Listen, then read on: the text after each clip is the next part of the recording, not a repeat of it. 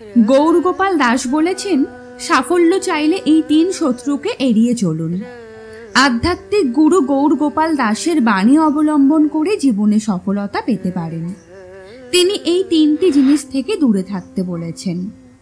প্রথম কথা হলো, মানুষ কি বলবে। প্রায়ই মানুষ এই কথা ভাবে, কিন্তু এটা ভুল। যারা অন্যরা কি ভাবছে সেই বিষয়ে চিন্তা করে, তারা সফল হতে পারে না।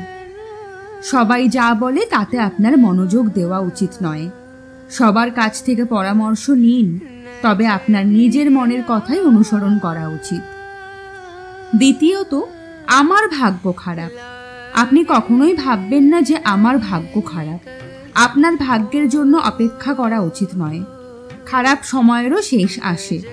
আপনার সব সময় কঠোর পরিশ্রম করা উচিত, তবেই আপনার খারাপ সময় বদলে যাবে।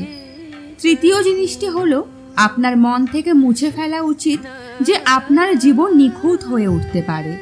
সবাই চায় জীবনে সব কিছু ঠিকঠাক থাকুক। জীবনে সফলতা পেতে হলে গৌরগোপাল দাসের এই কথাগুলো অবলম্বন করা উচিত। এর মাধ্যমে আপনি অবশ্যই সাফল্য পাবেন। আজকের ভিডিওটি এখানেই সমাপ্ত করছি। ভিডিওটি ভালো লেগে থাকলে অবশ্যই লাইক, কমেন্ট আর শেয়ার করবেন। ভালো থাকবেন, সুস্থ থাকবেন।